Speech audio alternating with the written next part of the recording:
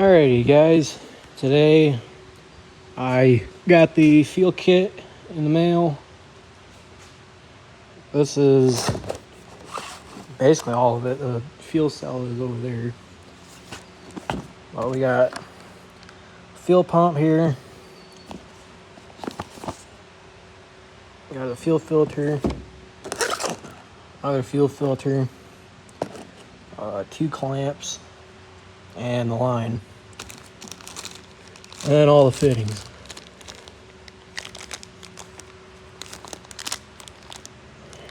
I don't know why.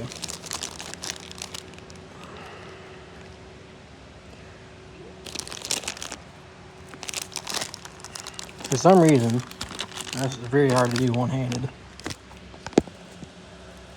This one will fall.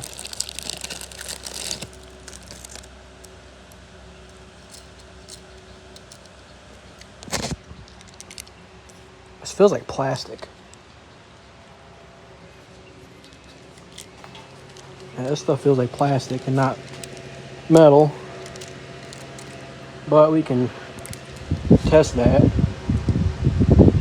Where is a magnet? Oh, my phone charger.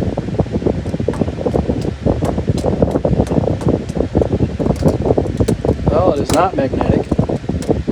So either it's aluminum or a galvanized aluminum. But either way, this feels kind of chintzy. But then again, it is Evil Energy. I've heard good reviews on it. I haven't really heard anything bad. So, this will be my review. My review so far is this feels like plastic. But anyways, got anti-static fuel line. This kit came with a AN6 line. I wanted the 8, but the kit wasn't capable of coming with the 8, so it is what it is. In this box I have the fuel regulator,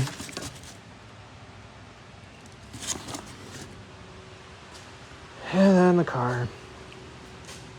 And for funnies, I slapped this monstrous of a air filter on here. I want to use it, but I'm gonna have to cut the hood in order to use that. Back here, I went to the store and picked up 2 pieces of flat steel. Unfortunately, they did not have any thicker steel than this. This, I believe this is 16 gauge, maybe even 12 gauge. I don't know. Let's see here. I don't see anything that tells me what it is. I'm gonna guess that this is probably 16 gauge, but it's very flexible and I don't like that. So I'm trying to come up with something to mount the tank to this without it bouncing all over the damn place. And one of the ways I'm thinking is probably utilizing the wood there to make it work.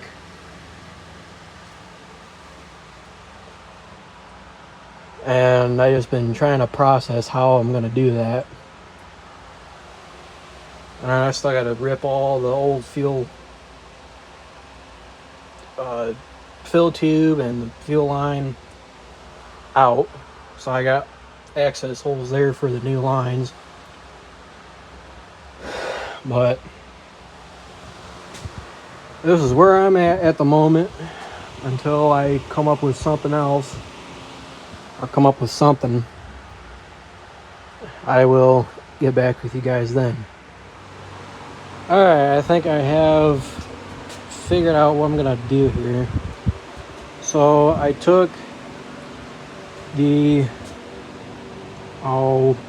spare tire mount, storage cubby, door hatch thing, whatever the hell you want to call it, I took it, removed the hinges that were screwed or riveted to the piece of wood here, because what it was before was you lift this up and it would fold back to the other half of it that would be right here, and then you would take that and lift it up and fold it that way towards the seats.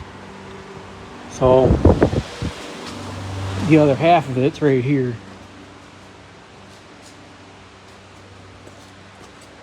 There's the hinge. Basically I had to drill out the rivets that were holding the piece of wood onto the hinge here. So far this is about the only way that I can think of to really securing it down.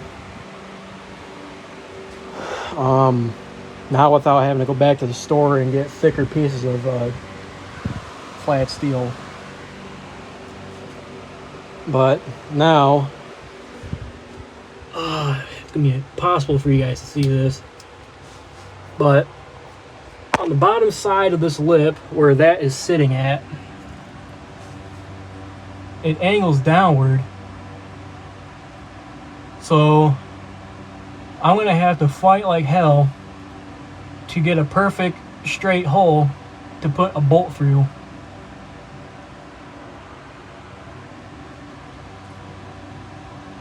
Because that's looking dead straight at it and it goes down at an angle.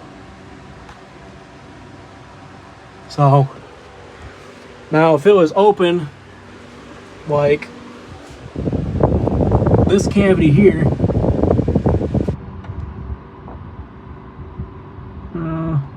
basically there's a lip right underneath of that, so I can stick my hand right up under here and I can get to the bottom side of that.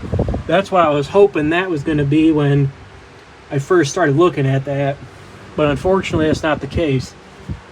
Now what I thought about doing, which I've already I placed the tank right over, was put in the inlet and outlet lines right there in that cavity, because on these aftermarket tanks there's a divot that comes down, which I can probably flip this up to show you guys what I mean. So that comes downward like so, and that can fit in that opening.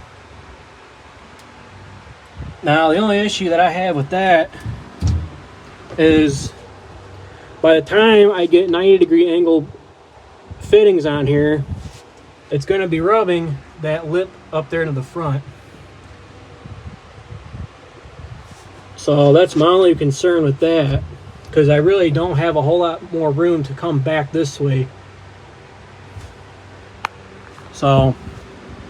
So far this is about my best bet that I'm going to do here.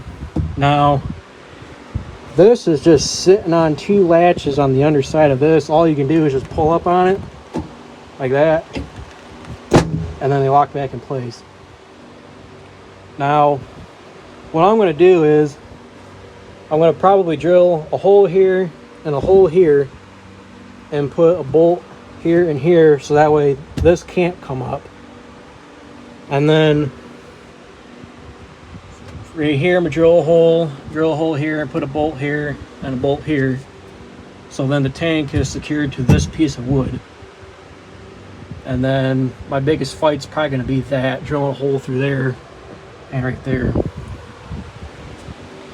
Then once I get that on there, or at least get the holes mocked up, I'm going to come back to this on a different day and get it all dressed up. So I think what I'm going to do here is start taking some of the old fuel hoses and electrical and the fill tube here off, so that way that's ready for when I come back to this. Because I spent most of my time just trying to think of where to put this tank at, because I thought about coming up from up there, but then I would have to reach way back in here just to fill the damn tank. I don't want to do all that. So at least right here, so within arm's length, I can get to this and we're golden. So I think that's what I'm gonna go with. And then yeah, this is what I meant about that piece of plate that goes right over there. You can get to the old fuel tank, which is right there, as you can see. You can get to the old fuel pump from right there. I wish a lot of other car manufacturers did that. It would make changing fuel pumps a lot easier, but unfortunately that's not the case. So I'm going to work on getting my holes mocked up here, and then probably start taking the old stuff out, and then I'll come back with another video on that being removed and the tank down there being removed, and then I can start putting in the new line and all that. So with that being said, I will catch you guys on the next one.